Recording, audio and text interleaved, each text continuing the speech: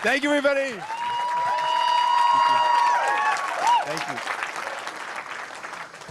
Thank you, everybody. I am so honored to be here with such amazing, amazing people. I love being back home. Can you just join me for a moment and just a loud round of applause for Janet and Raj for their amazing welcome. Thank you. I have a friend who wants to welcome you. You ready? Can you do it? Yeah, okay. She's got a quick word she wants to say.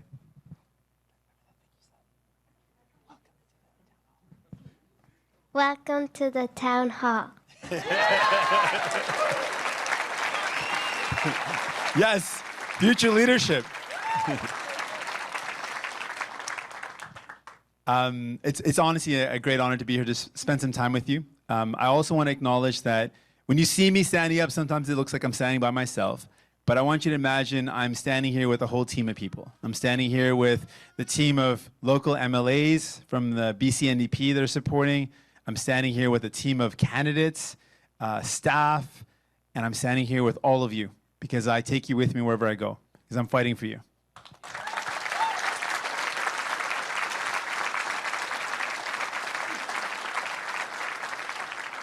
I got one other person though, really important that I gotta mention because I haven't seen her in a long time.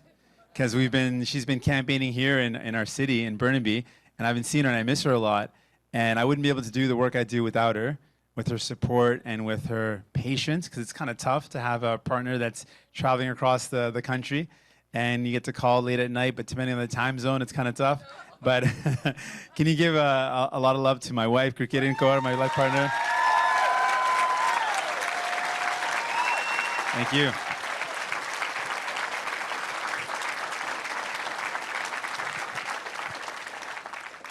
That should help keep me out of the doghouse for at least a couple hours or so. Friends, I want to talk to you about something a little bit more serious now. A little bit about what's going on and the stories that I'm hearing from Canadians. The fact is, we live in a beautiful country. It's a great place, but there's a lot of challenges. There's a lot of things that we've got to improve. And I want to put it to you that the challenge that we're faced with, they're pretty daunting. They're pretty tough, but we can overcome them. And I just want to talk to you a little bit about what those challenges are. I meet far too many people in a country as wealthy as ours that can't get the healthcare they need.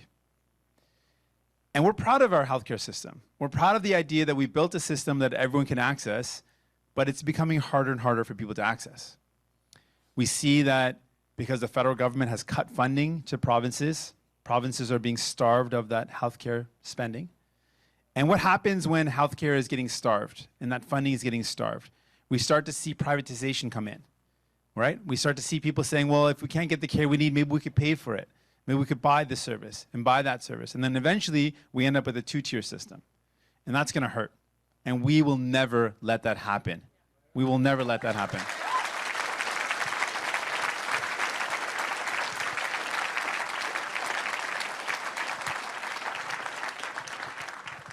We also know a lot of people in a country as wealthy as ours can't afford the medication they need to stay healthy.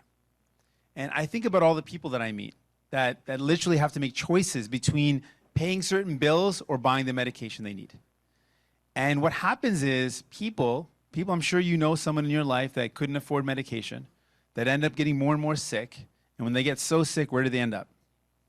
In the hospital. And to me, it's not just irrational, it's immoral that someone would end up in a hospital bed spending $1,500 a day because they couldn't afford a $5 a day pill. The fact that that's happening in our country, that millions of Canadians have to make that tough choice. I remember meeting a mom, single mom. She was pregnant and she had medication that she was prescribed by her doctor that she had to take. And she told me she can't afford it. And she has to make the tough call. She's like, I know I need this for my health, but I know I have a baby on the way. I have coverage, but the coverage doesn't actually, with all the co-payments and deductibles, doesn't cover my medication. And it costs me at least $300 a month to pay for it. And I have to make tough calls sometimes. And I think about a mom, single mom, working hard, another kid on the way, and she's working hard. She's doing everything right, but it's just the system's not working for her. And that's kind of the story. I hear a lot of people like, They're saying that we're doing everything right. We're working hard, but we're just not getting ahead. When we see the economy, people tell us, is doing really well. And it is. But who is it doing well for? That's the question. It's doing well for the people at the very top. And we didn't get to this position where people can't find a home. Here in Burnaby, that's one of the major concerns I hear. I remember I went to this house, and it was a beautiful house, and I knocked on the door and I asked, what the major concern was. And it was a husband and a wife right away. They both kind of said it at the same time. They said, housing. And I kind of looked up at the house, and I was kind of confused. I'm like, you got a nice house. What do you mean you're worried about housing? They said, yeah, we've got a house, but we couldn't afford to buy a house like this now. We got it so long ago. And more importantly, our kids can't find a place to live. And they were worried because they said, our kids, like, what's the point if we have a place if our kids can never find a place of their own? And when she was saying kids, I thought of someone really young. And so she said, you know what? My daughter's here. She's in the basement. I'm going to call her up. Up comes out her young daughter, but who is a professional, a teacher, been working for 5 years, earning a good living, who says, I can't find a place to live in the city that I've grown up in, where my parents live, where I want to live, where all my community connections are. I have to move away if I want to find a place to live. And people shouldn't have to do that. They shouldn't have to move away from their homes. And I think about young people, where this is the climate strike week, and we know a lot of young people are worried about climate crisis. And we heard from some climate leaders. We heard from Greta. We heard from Autumn, an Indigenous woman from Manitoulin Island, a powerful voice fighting for water. And these young people are begging leaders to listen. They're begging them to listen to them. And they're saying, how dare you ignore our future? How dare you ignore the fears that we have? And that's the reality. Liberals and conservatives are ignoring that. They think that pretty words are good enough, empty promises are good enough. They are not. Our kids deserve so much better. We owe it to them. We owe it to those kids.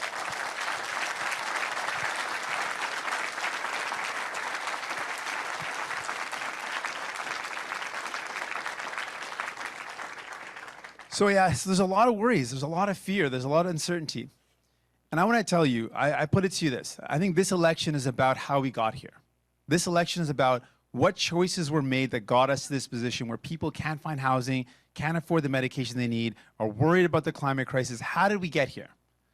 I put it to you that we got to this position, at this point right now, not by chance, not by coincidence, but by choice. Because governments in Ottawa chose to make life easier for the billionaires, to make life easier for the people at the top, to make life easier for those who are powerful and wealthy, and it's made life harder for everyone else. That's how we got here.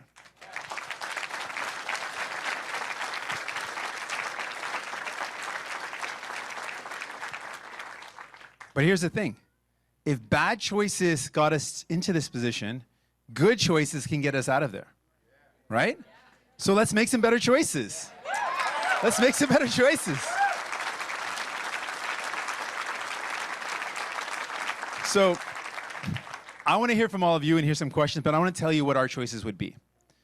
We would not be giving fossil fuel subsidies. On day one of a new Democratic government, we end fossil fuel subsidies right away. Right away.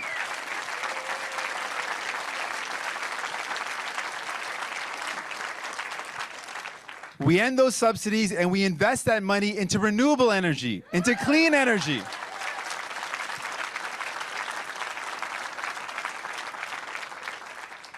To that mom who's worried about the medication she can't afford, we don't say to her like the Liberals say, oh, just wait, we'll do another study, right? Just wait, we'll promise it and break that promise again. They've been promising Pharmacare. Mr. Trudeau announced the plan for Pharmacare. He's been promising Pharmacare for like 22 years, the Liberal Party has. And when people ask me, what's the difference between your plan and the Liberal plan? And I said, we're going to get it done.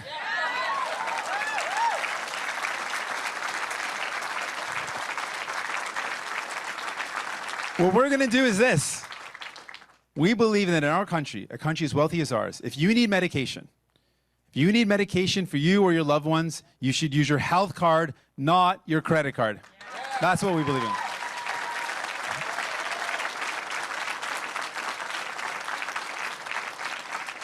We're also going to expand to dental care for all, because that's something that makes no sense. Why is it that our teeth are arbitrarily cut out of our healthcare system? You can go in and get open heart surgery, but if you got a toothache, they say, oh, we can't do anything about that. It makes no sense. We've got a plan to cover immediately 4.3 million Canadians who don't have coverage. We've got a plan to cover every family that earns less than $70,000. Right away, we'll get coverage. Our dental care will start with those folks, and we'll move to dental care for all. That's what we commit to.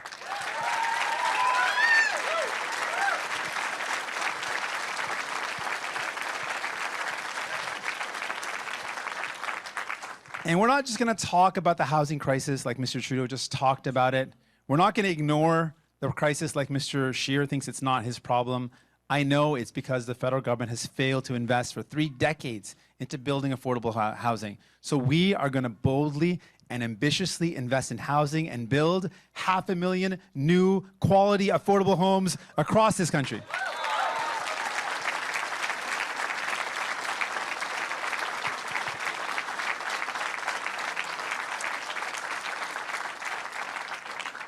And I want to wrap up here and then hear your questions. And people are going to ask the question, what's the number one question? How are you going to pay for it? Fair question, but an easy question to answer. Last year alone, Mr. Trudeau spent money on the following things. I want to lay this out. In 1 year, he gave $14 billion, wrote a check to the wealthiest corporations so they could buy corporate jets and limousines. That was his choice. He bought a pipeline for $4.5 billion. Extra shame. That's a good one. I haven't heard that one before. You got me on that one. Extra shame. This is another killer. He forgave $6 billion in corporate loans just in 1 year.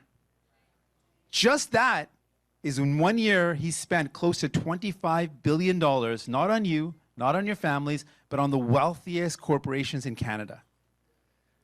Our plan to bring in dental care for all, or starting with those who don't have coverage, our plan to give coverage to those with $70,000 who earn that $70,000 or less, that plan that's going to help 4.3 million Canadians costs $856 million.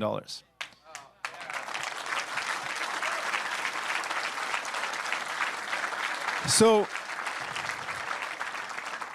Mr. Trudeau spent 25 times more what our plan would cost on the wealthiest. We would invest it on people. That's how we pay for things, by making the right choices, by investing in people. And on top of that, we're going to ask the wealthiest to pay a little more. We're not afraid to say that.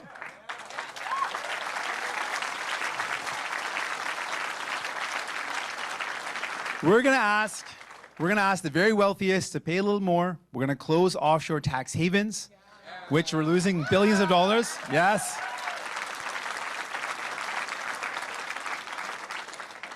And we're going to do one last thing.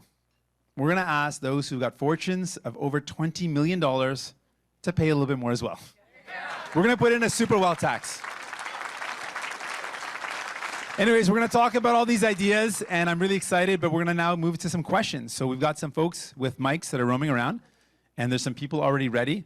And I'm going to, yes, there's a question here, and they're going to hold on to the mics, and then you can ask your questions. I see some folks. We're going to do some gender parity as well. Make sure we mix things up. Yeah, we believe in that. For sure we do. But we'll start with the first one here. Hey, Jagmeet. Thanks for being here. I have a question. It's going to come on eventually, don't worry.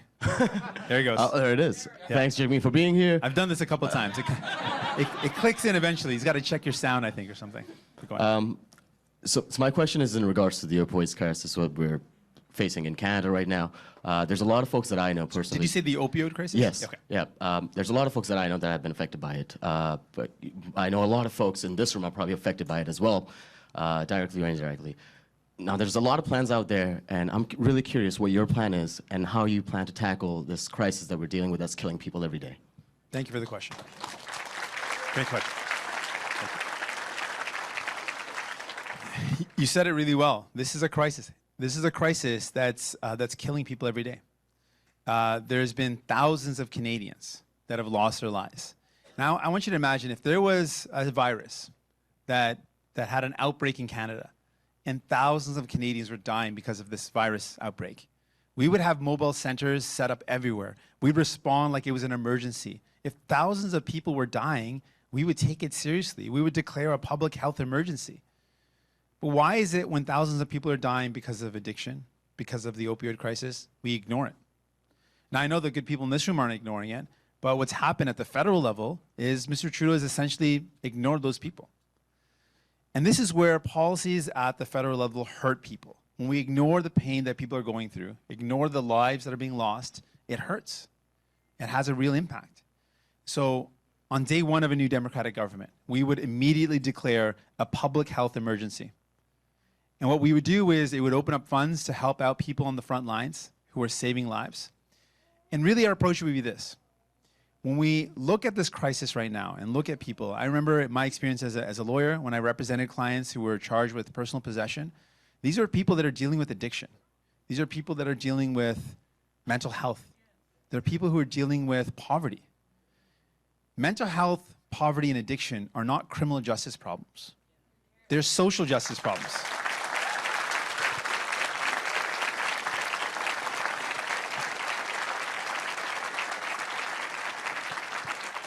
So what we would do is, if we want to save people's lives, we've got to respond differently. The old way is not working. So we would respond with compassion and care. When we talk about healthcare, we want it to be head to toe. And that means including addiction services, mental health services, so people get the care they need, so people can be saved. We can save lives. That's what we would do.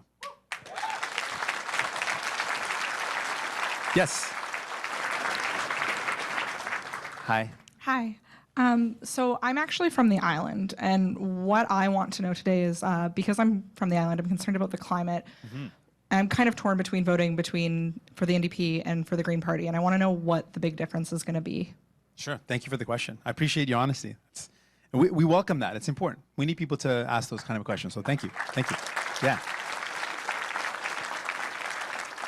So what I would say, sir, what was your name? Adria. Thank you for asking the question.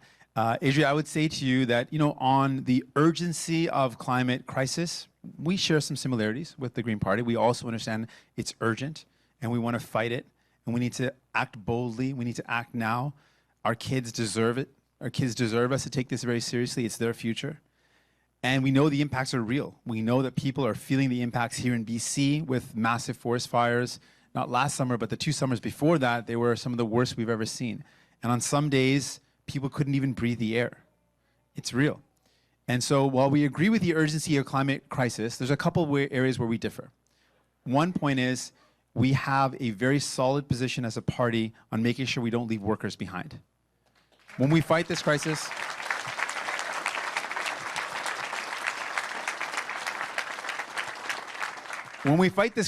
we've got to do it in a way that creates opportunities. This is a challenge. This is a crisis. But whenever you're faced with a crisis or a challenge, it creates an opportunity. We can actually change our economy to work better for more people. An economy that's sustainable and long-lasting. We want to create 300,000 new jobs. We want to make sure workers get training and retraining. We want to make sure that workers are never left behind. We want to make sure they're supported. That's one big difference. The second one is, as a party, we've got really clear positions on social justice. And it's not as clear with the Green Party. One specific area where we are very clear as a party, you know what you're getting when you vote for a New Democrat, is on a woman's right to choose. We're unequivocal about that.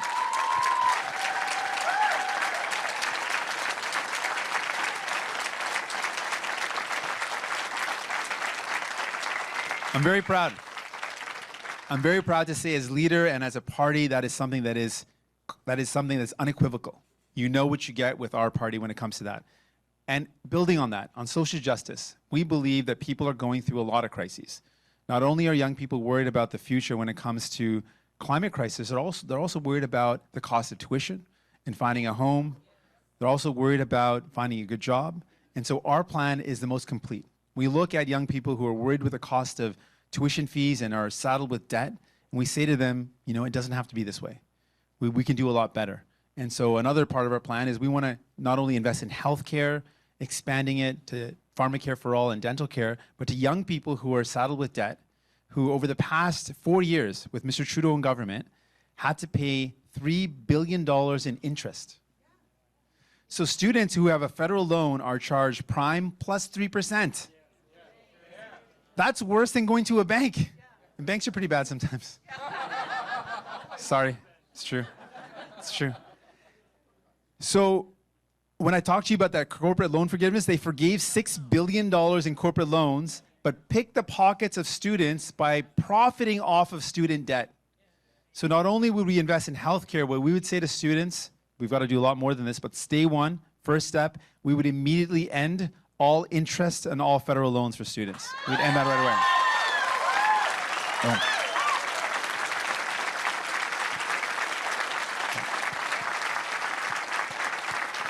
We'd also replace the loans for grants, and we'd also move towards our ultimate goal is kindergarten to career, barrier-free education, free tuition for all. That's our goal. That's where we're headed for. Yes. Thank you. Okay, more questions. We got mics. We got a mic over here. We got a mic somewhere here. There we do. Okay, cool. My question is about Pharmacare. Yes. I heard you talking about the Pharmacare the other week. I always, though, healthcare is a provincial thing, so I'm just wondering, what are you going to do about it? Very, very fair question. How are you going to make it work? I hear you. Thank you for the question. What was your Thank name? you. Mona. Mona. Thank you, Mona. Thank you for the question. Thank you. It's a fair question because healthcare is provincial. You're absolutely right. But here is an opportunity that we have to do something really special. So what we would say to bring in Pharmacare for all, first of all, we know we need it.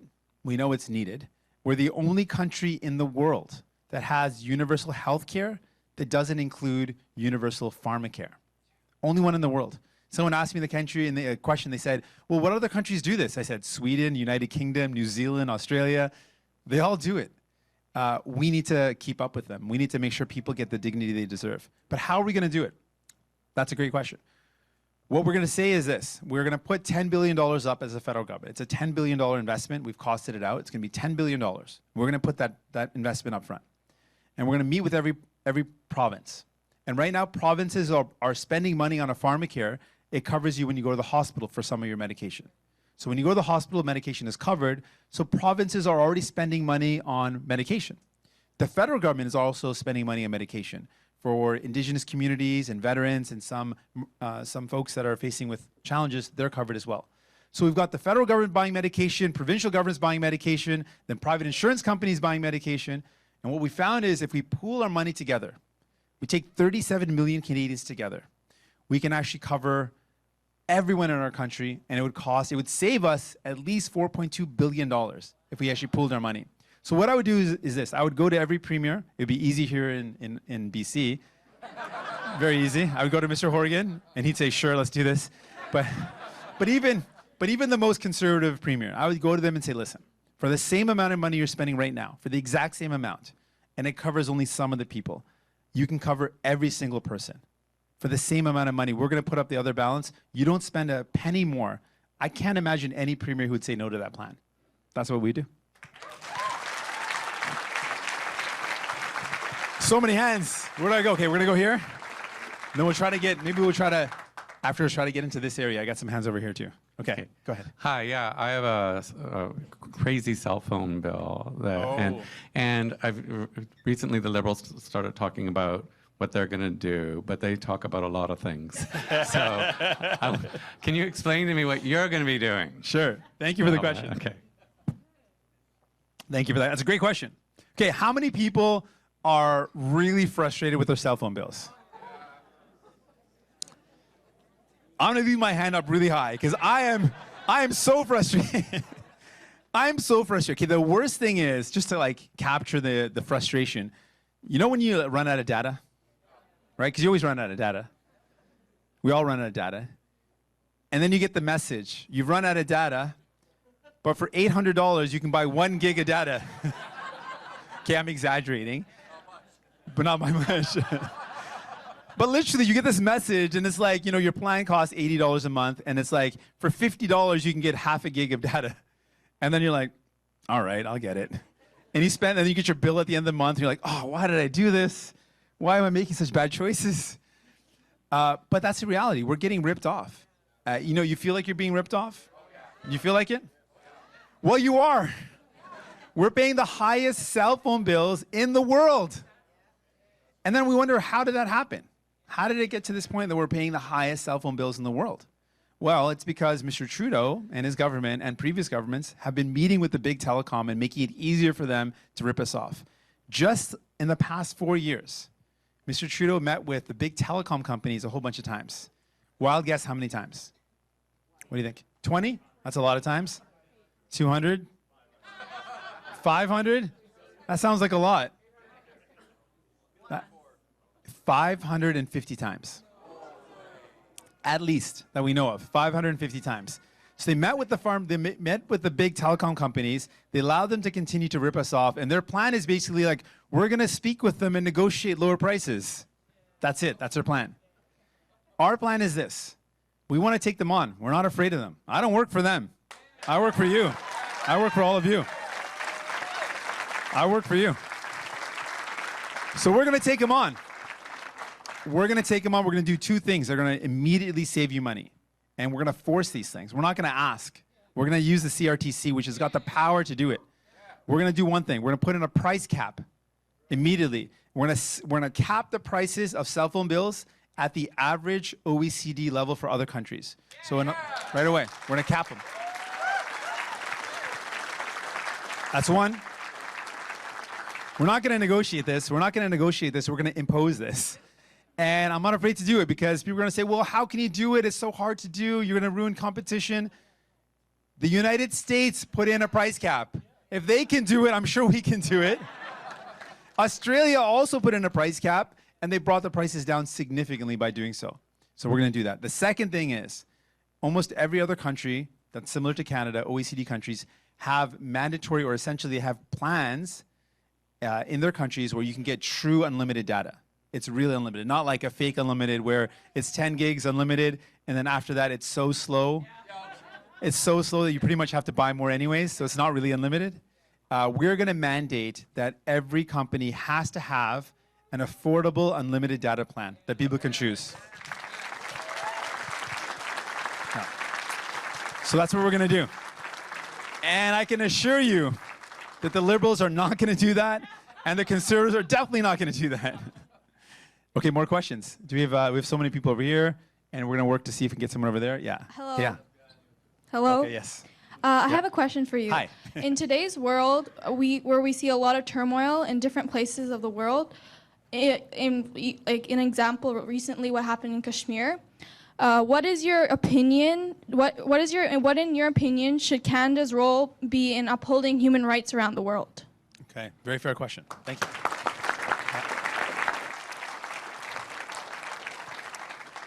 Thank you for the question. And what was your name? Sorry. Sakina? Thank you for the question, Sakina.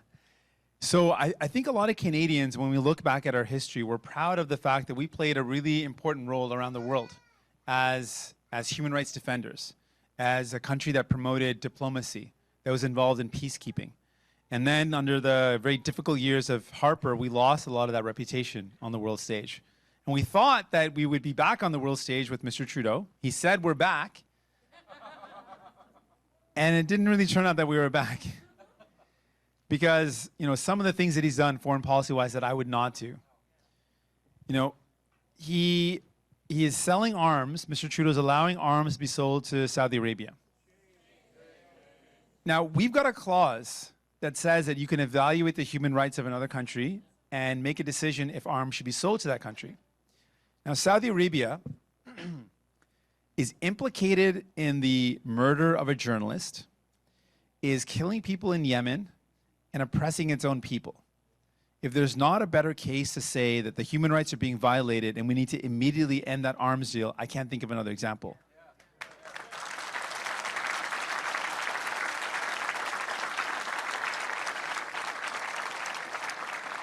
So that's one example.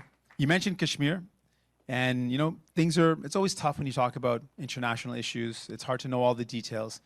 But I think there's a couple of clear signs that when something's going wrong. When a country bans the media, when they turn off cell phones and telephone communications, we know that probably something bad is going on. And so when India did a media blackout, cut cell phones, cut telephones, it became very clear that they were covering up some very horrible human rights violations. And so to the people of Kashmir, that's what happened to them. I want the brothers and sisters and friends in Kashmir to know that we stand with you, that it's wrong what's happening to you, and that Canada should always denounce human rights violations wherever they occur around the world.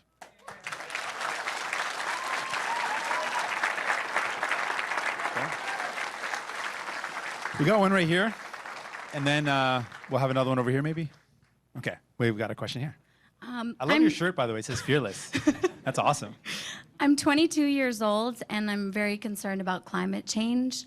And so I'm wondering what natural energy sources you're going to invest in and how you're going to implement them. Okay, thank you for the question. Yes. So thank you for the question, and you're directly who we're speaking to. You know, young people are going to inherit a planet that if we don't make the right choices, might not be a planet where people can live. Like, it's kind of that dire. But on the flip side of it, if we make the right choices now, we can actually turn things around. And so I mentioned the first step would be to end fossil fuel subsidies, invest in clean energy. And we know there's lots of sources of clean energy. We've got geothermal. We want to invest in that. Solar energy, wind energy. We know there's wave energy now that's being developed. There's so many sources of renewable energy, and that's where we should be investing.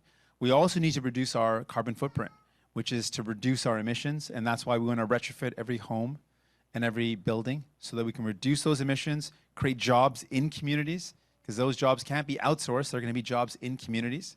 And we're going to save families money as well when they retrofit their homes. So that's another thing we want to do. We announced just yesterday we would electrify all public transportation by 2030. A bold initiative. Yeah.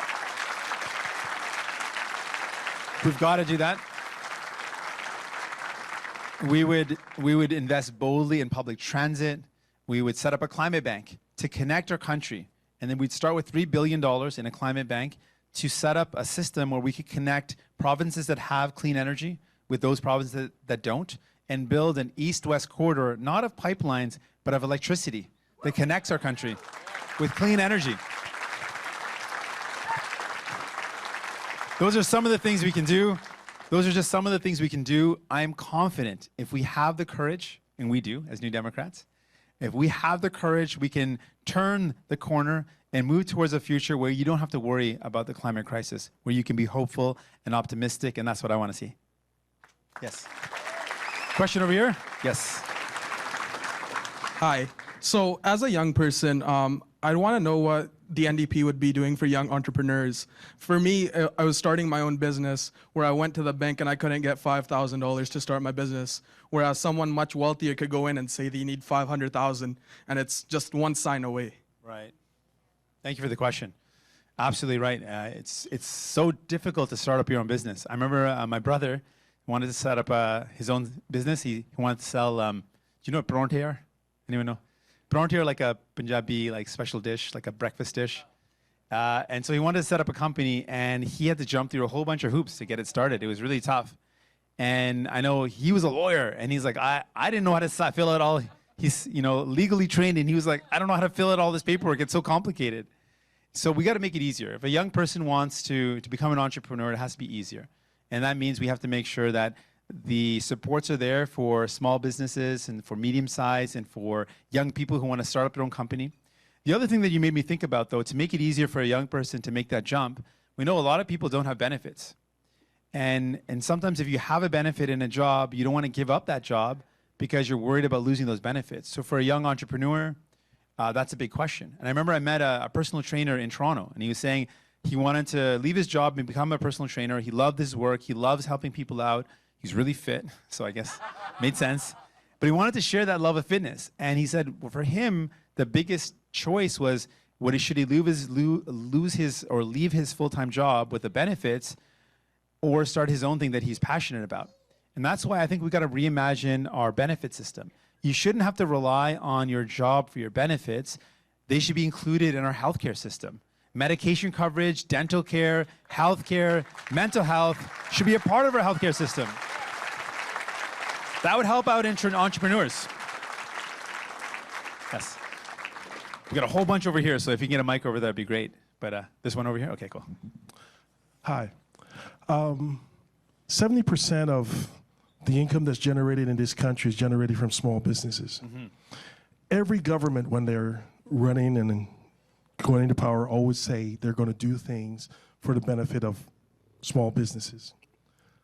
I would like to know, what is the plan that you have in place? Because a lot of people don't believe that the NDP has a concrete, lucrative plan to help small businesses develop, grow, and develop a stronger economic base in this country.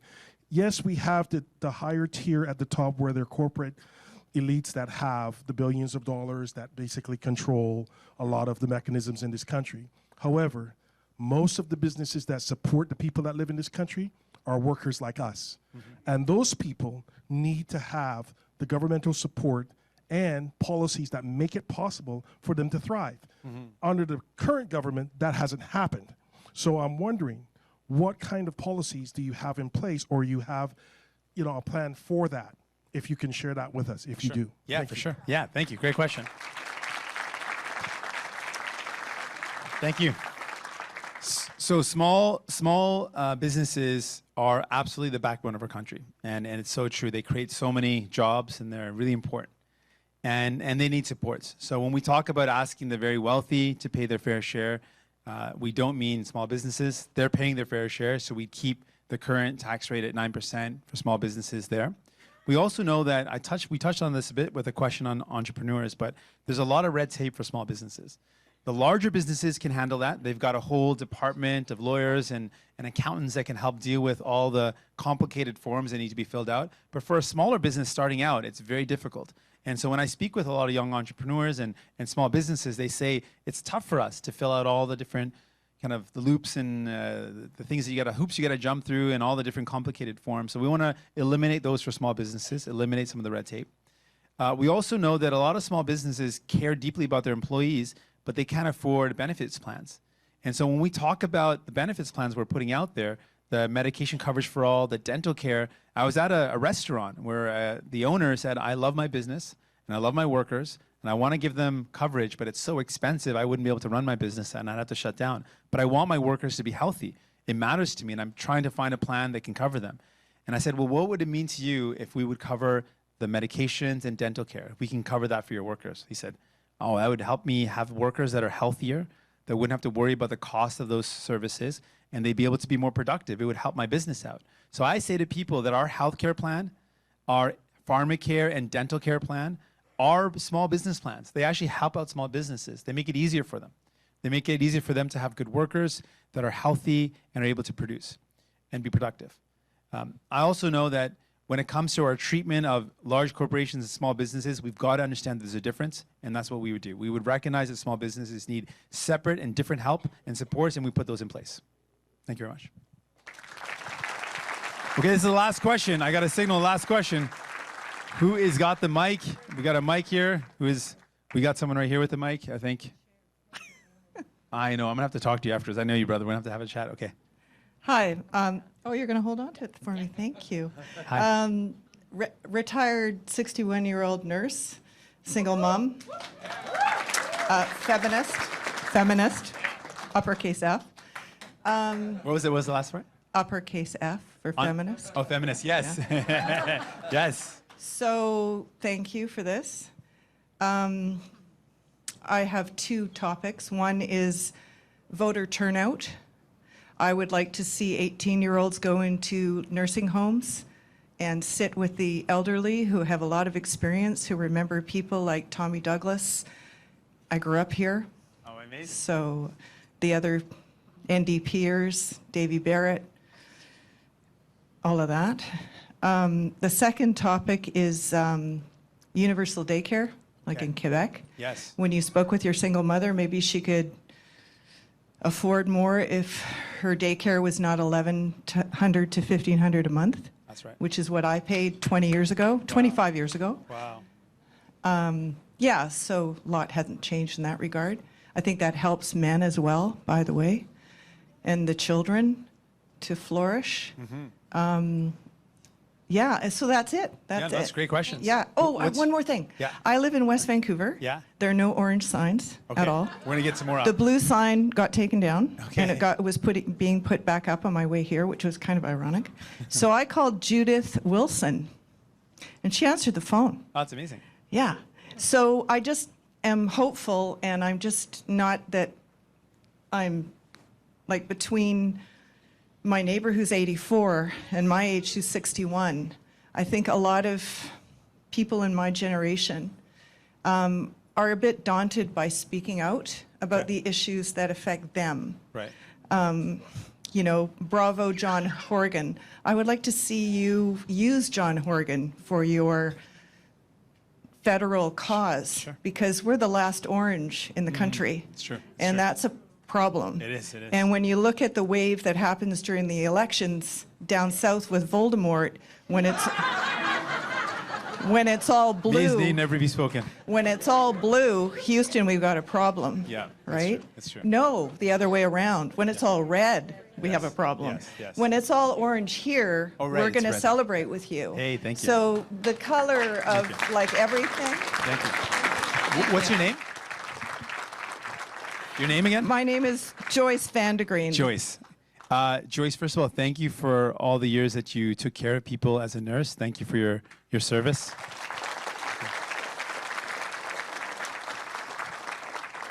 So I'll touch the first question, voter turnout, 18-year-olds meeting with some of the leaders, meeting with seniors who sacrificed so much to be able to vote and how important the right to vote is. I agree with you. We need to make sure young people turn out and vote. For many reasons. If more people, young people turn out to vote, we're probably going to get a new Democratic government. So I think that would be good.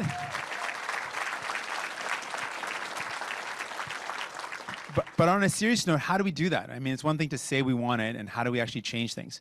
So one of the ways that I've been thinking that would actually help create a culture of people voting, one of the ways that we can get young people as a part of their education to actually learn to vote and make that decision to vote is to lower the voting age. And so I believe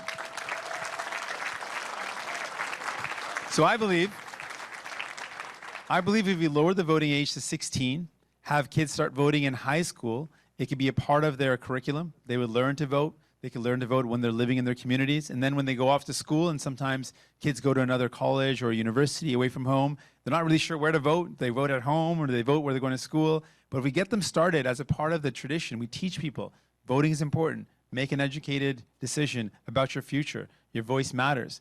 If we get kids voting in high school, I'm confident we'll have more 18-year-olds voting and more 20-year-olds voting and more people voting in general. I think it'd be an amazing way for us to increase voting.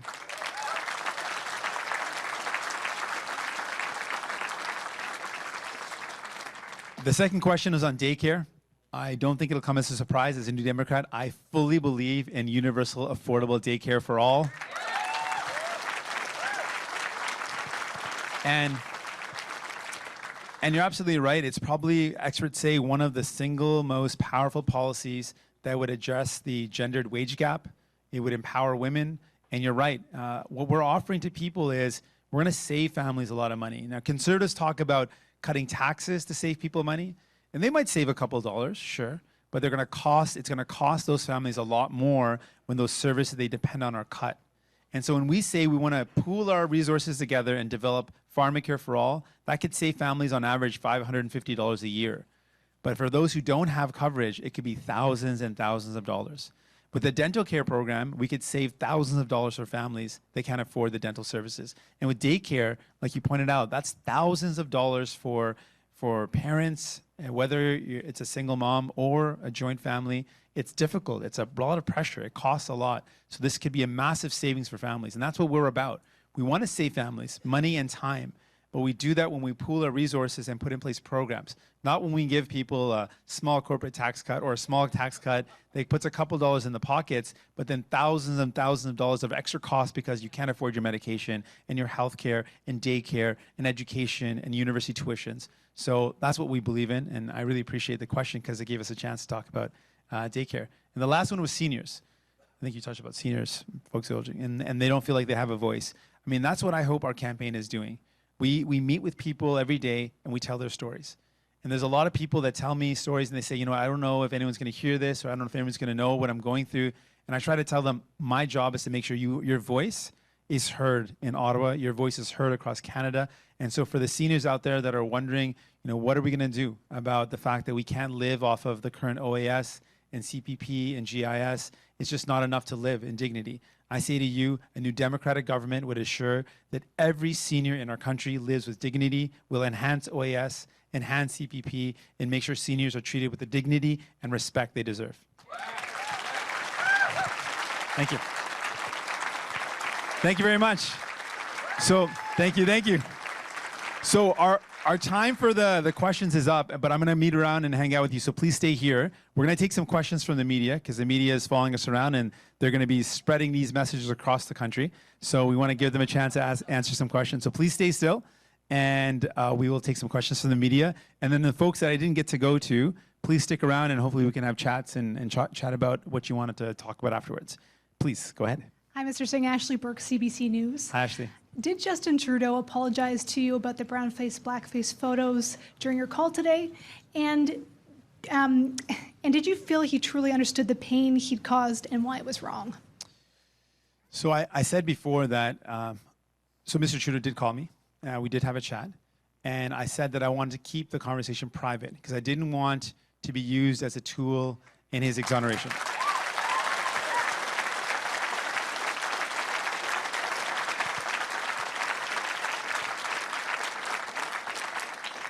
But I also want to make it clear, it doesn't matter if he tells me anything, really, right?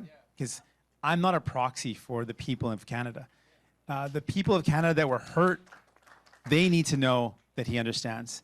The people that were in Canada that feel like he doesn't see the struggles that they go through, that he ignores those struggles, and his policy decisions ignore those struggles, they need to know that he cares.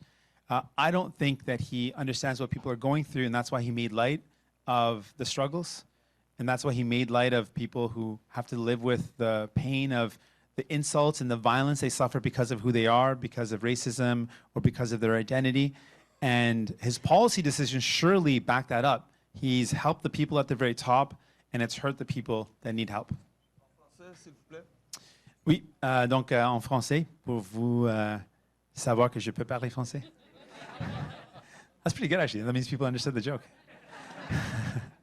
En fait, j'ai dit que la conversation entre moi et oui, on a eu une conversation et je veux garder la conversation privée parce que je ne veux pas être un élément d'un exercice d'exonération, d'excuses pour le Premier ministre. Donc oui, on a eu une conversation, mais ce que je veux voir, c'est une approche pour réaliser les impacts sur plusieurs Canadiens qui maintenant font face des défis à cause de la couleur de leur peau, à cause du racisme, à cause de n'importe quelle sorte de barrière. Et maintenant, eux pensent que le Premier ministre ne comprend pas leur réalité. Did the phone call leave you feeling like the Prime Minister, like Trudeau, is qualified to be Prime Minister? Again,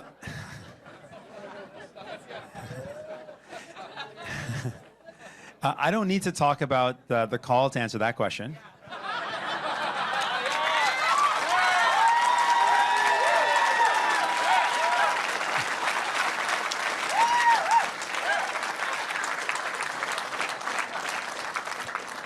And the answer is no.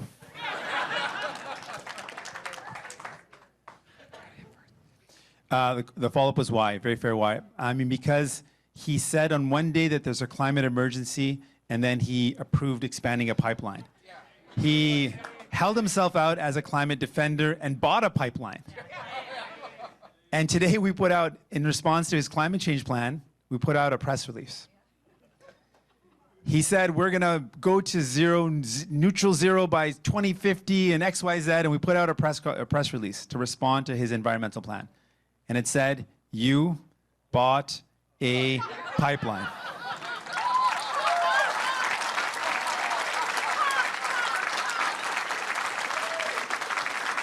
But in all honesty, he's made life easier for the very powerful. He's given tax breaks to the wealthiest corporations. He's caved in to big pharma, and he's not made life easier for families that need it. He is not who Canada needs to represent them. Canadians need someone who's going to fight for them, someone who's going to stand up for Canadians, put Canadians first. That's what I would do.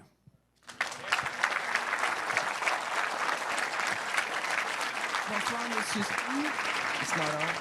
Bonsoir, Monsieur Singh. Bonsoir. Dominique Arnoldi de Radio-Canada. Une question pour vous dans la circonscription de Burnaby Sud.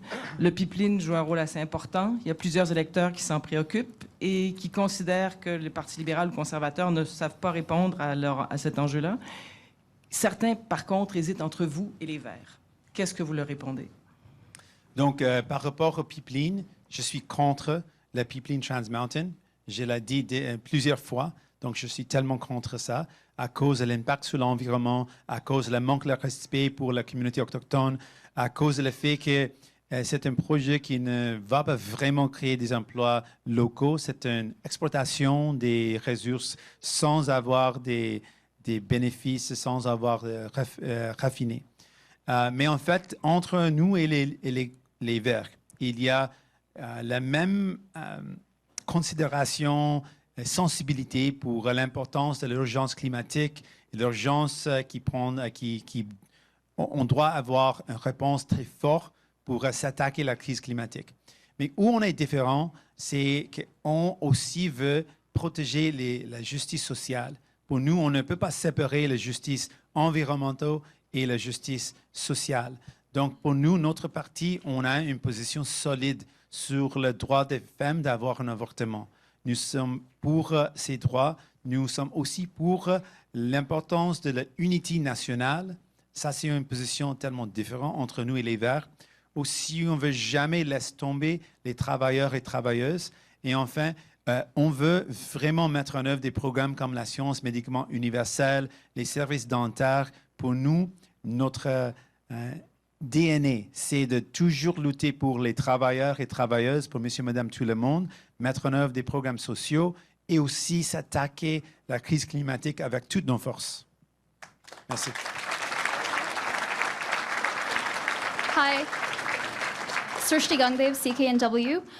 You have been quite outspoken in the past weeks over Bill 21 in Quebec, but you've told Tout le Monde that you're not going to be challenging it if you're elected. My question is for people, we've heard people who are actually planning on moving to BC to work here because they don't want to sacrifice their religious identity. What do you have to say to those people? That is horribly sad, that people that believe in the importance of education, want to be a teacher, and can't do that just because of the way they look. And to me, this is the worst type of politics. We know that people already are discriminated against because of who they are. And now there's a law that discriminates people because of the way they look. That is so wrong. There's a court challenge going on right now in court that's challenging this law. And I don't want to in any way hurt that court challenge or interfere with that court challenge. It's just so important. So I don't want to politically interfere. It's a challenge that's happening, and it's very important. I support that right. I strongly support that right to challenge it in court. But what I'm doing is I'm going straight to Quebec. A guy with the turban. I'm going to Quebec, and I'm saying, I love the French language. I love the culture. We can defend the culture and the language by promoting French courses and investing in French learning for people who come to Quebec who want to learn this beautiful language. We can invest in Pharmacare for all. We can invest in affordable housing. We can bring in dental services. When they see a person that looks like me, they say, hey, I believe we can all live together in a beautiful way. I think that's a powerful way to bring people over to say maybe it's a wrong law to divide people.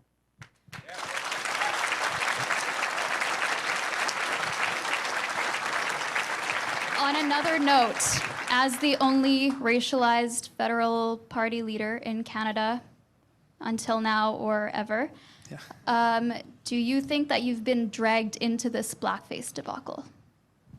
Yeah, I have. And sure, it puts a lot of pressure on me because I feel like I've got to represent a lot of people who feel like that was really hurtful.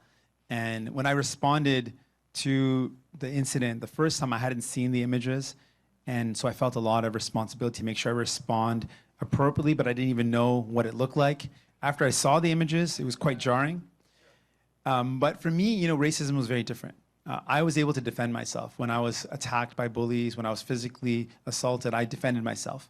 But a really close friend of mine sent me a message that reminded me that a lot of people couldn't defend themselves. They face a lot of challenges that they couldn't fight back. And they still face those things. And he's told me a story that he'd never told me in his life. And I've been friends with him for almost 20 years.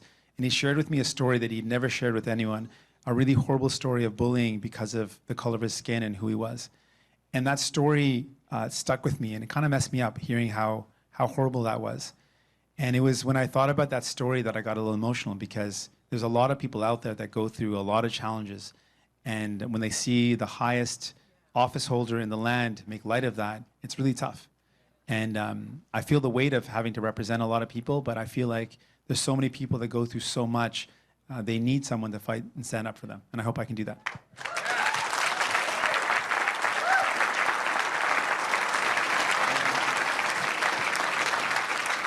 C'est Jérôme encore.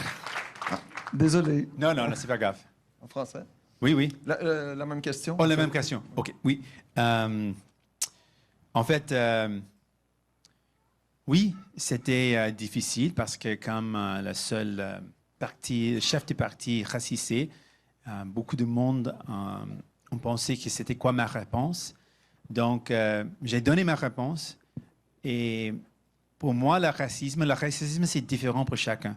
Et pour moi, j'ai eu la chance de me défendre contre l'intimidation, contre la violence physique que j'ai fait face comme quelqu'un racisé. Mais un ami m'a envoyé un message après les images ont sorti. Et il me rappelait de le fait qu'il y a plusieurs personnes qui n'ont pas eu la chance de se défendre. Et il a partagé une histoire qu'il n'a jamais partagée avec moi. On était des amis depuis presque 20 ans. Et l'histoire, c'était une histoire qui m'a touché beaucoup. Ça me rend triste et émotionnel. Et j'ai pensé de plusieurs personnes à travers ce pays qui font face des défis à cause de beaucoup de barrières. Et j'essaie de les représenter. C'est mon travail d'être la voix pour plusieurs personnes qui n'ont pas une voix. Merci.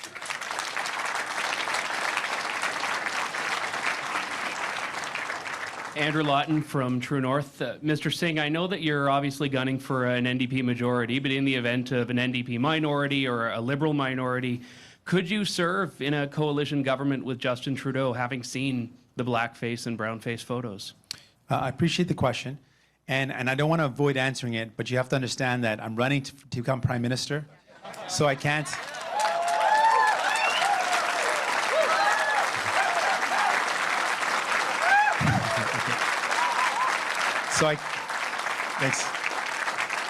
Thank you. So I can't accept the premise that I wouldn't be Prime Minister, but I can still answer your question. In the case that I'm a Prime Minister, but in a minority government where I'm Prime Minister, same idea. I would work with whoever wants to work with me to implement universal pharmacare, housing investments, fighting climate crisis. So I would work with.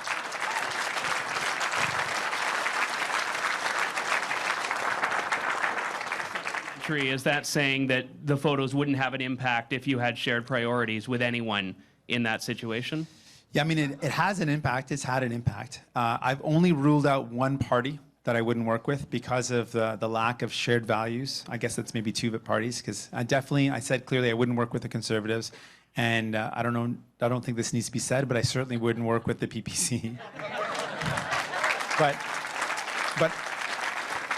But yeah, as difficult as it is, I've left open the door to working with other leaders who want to work with me to implement the changes that will help people out. Yeah, thank you.